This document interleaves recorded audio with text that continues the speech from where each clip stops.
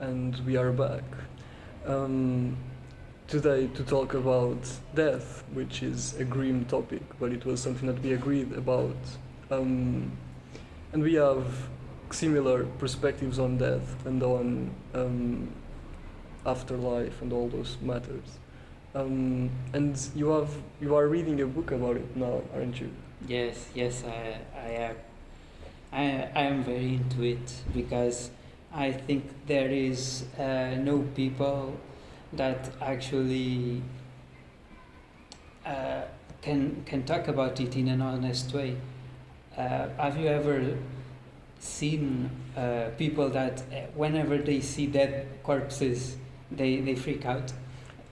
Yeah, I think it's a human reaction, I guess. It's Well, so weird. It's so weird. Yeah, I mean, people don't like to talk about death, and it's something that it's uncomfortable for many. So, yeah, I mean, it's a topic that is not comfortable for people usually. yeah, but from this point till say that to fear death is a natural thing, in my opinion, I disagree because I don't think to fear natural things that is unnatural. That is unnatural to fear a natural thing. So if death is a consequence of living, there should no be fear about it because it might happen to everyone. My life lasts for a few years because my death will go forever. Sure, yeah. I mean, people usually fear the unknown. So, like, remember when we were in history classes and we read, like, the books about history that before Portugal or the Portuguese went to Africa, then the pictures of Africans were monsters and that there were sea creatures in the oceans and all of that. So people usually fear what they don't yet understand or what science hasn't yet found an answer, a convincing answer for. I mean, death is a natural process of life. It's the conclusion of life, if you can call it that. But sure, and then there's a lot of theories and speculation. I think maybe but the two main things, I guess, that make people fear death, maybe certain tendencies that religion puts in people, like the fear of eternal punishment, which is something that people, I don't think, it's not a common thing for people to. It's very common for people to think about, but that is unnatural, I think, in itself. The perspective of a punishment worse than death, which is nonsense. And I think the other is the fear of unknown. That is, the fear of also to not leave a legacy worth dying for. Let's say, to not live a life fulfilled enough. I think that the only people who are truly afraid to die are those that have never lived enough. Good point. I can agree into a certain point because in my point of view, I do also agree that the ones who fear death the most are the ones who have always seek the safetyness, because whomever seeks the safety of everything is death-like oriented. Yeah. Yes. Yes. In a way, in my opinion, I do also think that the fear of death is not natural because the reality that most people live is attached to the body. Is attached to body. Sure. I mean, in a way, what I want to mean with this is that the fear of death might come as well from the fear of losing. Sure. Since people are identified and relate with their own body, they might be also afraid to lose it because that's Sure. what they know. Yeah, I mean, sure, in the words of Christopher Hitchens, a known journalist, an atheist, I think he has a good point when he says we don't have bodies, we are bodies, in the point of which there's nothing in control of our bodies but ourselves. So it's not like we are puppets. We are bodies and not we have bodies. Mhm. Uh, well, you say that Christopher Hitchens says that people are the bodies. Have bodies. Have bodies? No, are bodies. Are and not bodies. have bodies. I have to strongly disagree because I don't think it is it. Let's suppose that at the moment you're drinking a glass of water. You have a glass of water. You are not neither the glass or the water, and we can apply the same principle to the body. Despite people have the bodies, they do not turn into it. Otherwise, people will, in a continuous way, to fear to lose the body after they die.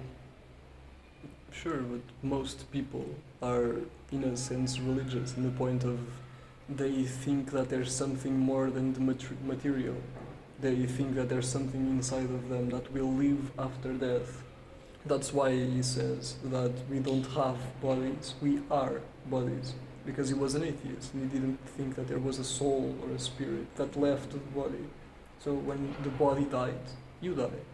Because you are the body. And if the body dies, then you die. That was his point. But I mean, I don't believe that we have soul, so I'm not sure how to continue with that. Because sure that people are afraid of losing, I mean, even things that are not completely related to them. Like, I wouldn't like my cat to die. I'm afraid of losing my cat in that sense, and it has nothing to do with me, my body personally. So, sure, people are afraid of death and are afraid to lose things. I think it's precisely because there is no way for us to know if we will ever have them again. And we are attached to them, emotionally attached to ourselves, others, our cats, or things around us. Even inanimate objects.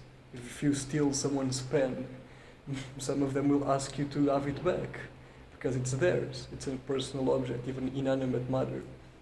People get attached to all kinds of things. So I don't know. I don't think that we have bodies. I think we are bodies. Well, I think at this matter we are diverse. We do not agree very much with each other. However, I have got something to ask you, since we've talked about this. And the first question is that if you have got any afraid of to die or to feel any pain.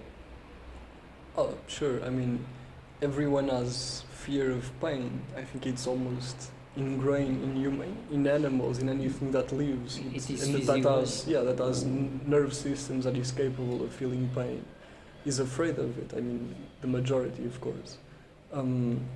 So sure, I mean, everyone is afraid of pain. I wouldn't say that I'm afraid to die or of death. I am afraid of the way that I will die. I mean, I don't want to die in a car crash. I want to die comfortably, as comfortable as possible. I mean, it's not, in a way I am intrigued and I want to know if there's something other than this.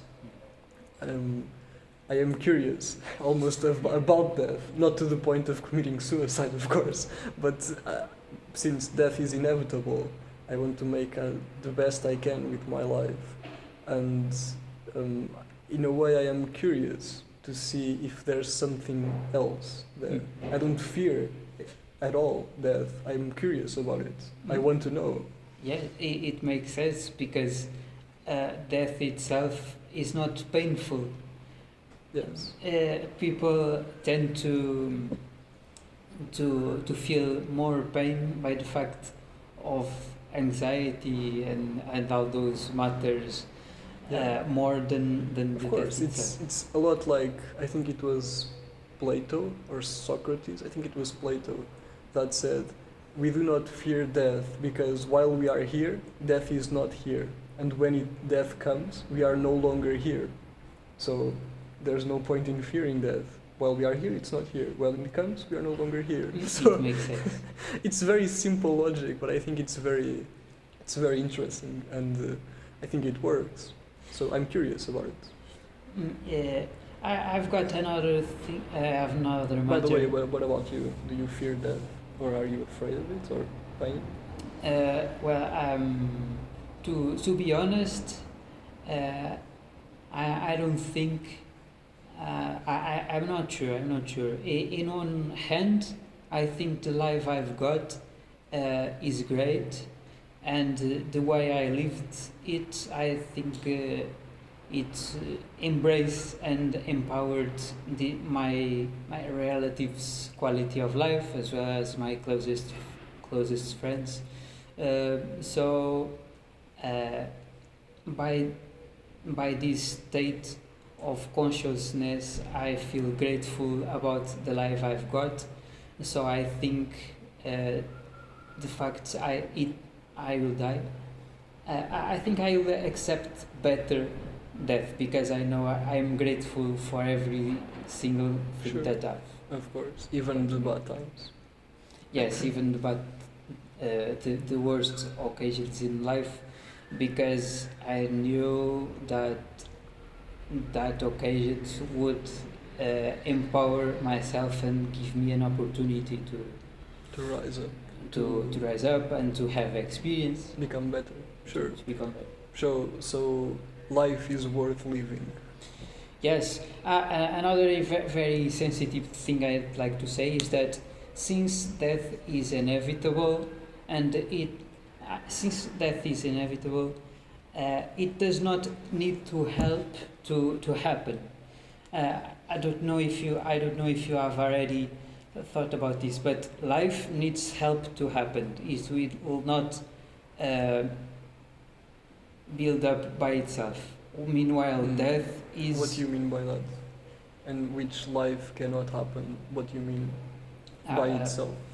What I mean is like this.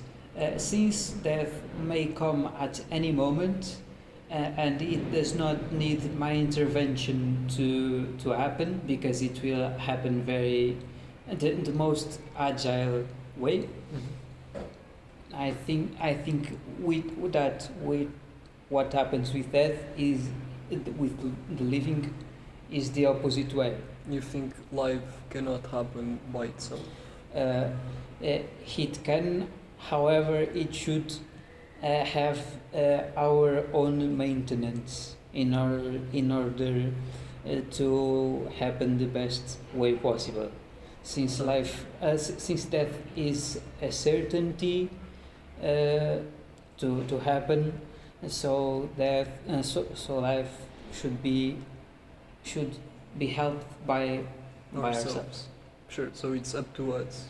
Our life is up to us. Yeah, it needs our intervention. Otherwise, we might end up on a bad death. Sure. Yeah, of course. We are in control of our lives. In a way, it's up to us. It's dependent on us. Yes, if we are putting in a simple way, this is it. Okay. Sure. Do you have any more questions? I'd like to quickly ask you what is your opinion on suicide. So, do you think there is any strong reason in order to commit this type of thing? There are many strong reasons to. I mean, many people do it all the time. So they have their own reasons, and they consider it strong enough to do it. So I mean, sure. If I would always like to advocate for a position on which you try to see things in a positive way, because death is finite, or it's infinite in the sense that as far as we know, it will last forever, for eternity. So, since our lives are finite and death is inevitable, then we should try to make the best of it. And if we can't, if we are in a position on which it's out of our hands, per se, then we should try to seek help instead. But sure, there are plenty of reasons why people commit suicide. So yeah, but I would advocate for a position of help and rationalizing what you're thinking, because that's one of the problems with depression, is that it makes you feel like the world is no longer worth fighting for, and that your objectives are meaningless and all of that. So it creates a state of mind very prone to that to happen in some cases. So yeah, it's happening in your brain. It has to be controlled, otherwise it will take control of you, and in the end it may lead you to that. So yeah. So I would advocate for a position of rationalizing what's happening and try to seek help and medication if need be, rather than the drastic position of suicide, which is an infinite, it's something that you can't come back from. So it has to be very well pondered first. What do you think? In my point of view, I have never gotten a suicidal thought, and I have to say I'm absolutely not with suicide. I'm absolutely not a no suicide, because Good, that's awesome. because life is at first I think life is a blessing.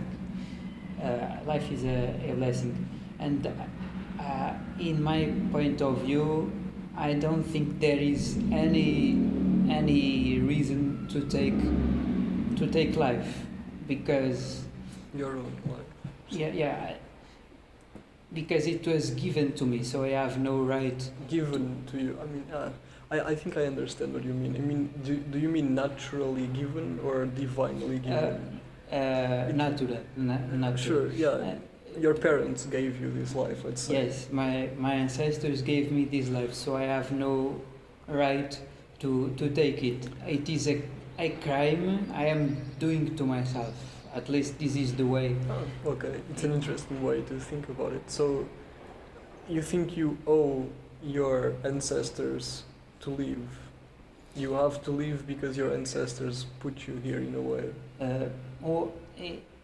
Fundamentally, what I mean is that since there are no strong reasons to take our life, there is no, there are as well no. Fuck, I'm missing the word. But what I mean is that there is no way to take it. Because it is a crime to Yourself. to myself. Nothing can take it. Sure. Because in a way, it is not only a crime, but it is also a not natural death. Have you ever thought Sure. how many people die nowadays for no natural reasons? Every now and then, everyone is dying by car crash or eye crash or drown or whatever. Yeah, I mean, yeah, there are many people that die of disease and cancer, and sure. Yeah, but you're right. I mean, most people, I think, it's kind of rare actually to see someone lived until 90 and then died in their beds and comfortably. Yes, most people die, sure, of disasters or, but it's very uncommon. Although disease would count as a natural death, of course. Maybe. Let's suppose that I die at 100 years old and I have no injuries or or whatever. That could be considered as natural death. Nowadays, the breakthrough advances on medicine might longer Sure. the lifespan. However, it does not mean I might die in a natural way. Sure, For of me, course. that would be a very good way to die. Sure. I mean, not.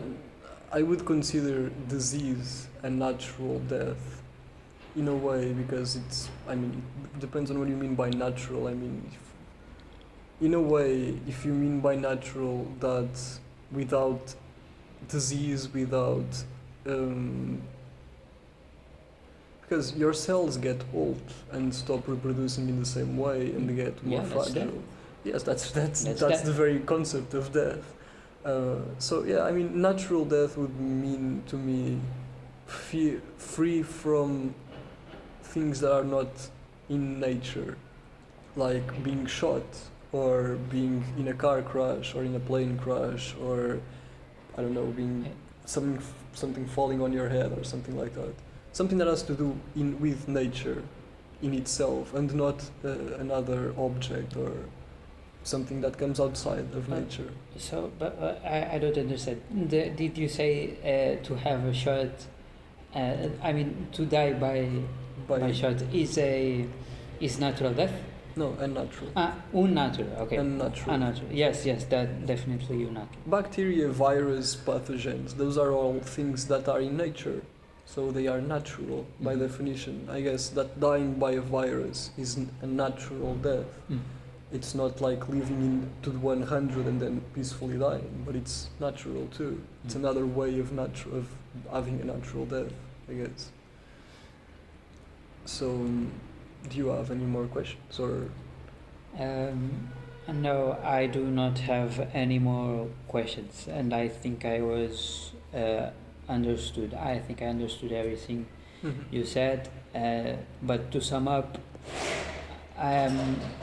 in my position, I say absolutely no to suicide because it is not natural death, and besides it is a crime we do because we have no right to take the life from us. I disagree. I mean,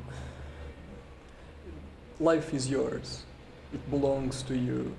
I mean, you're not alone in the world, sure. I mean, the thing about suicide is that it impacts those that you live on Earth here.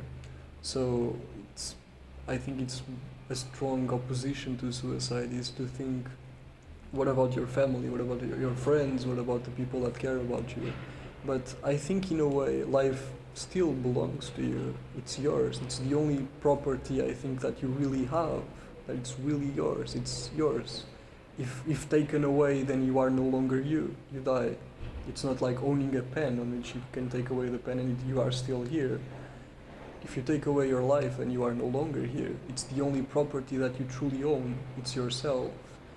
I think so. In a way, I mean, I say no to suicide too, of course. And I think, like I said, seek help and talk to your friends or to someone that knows.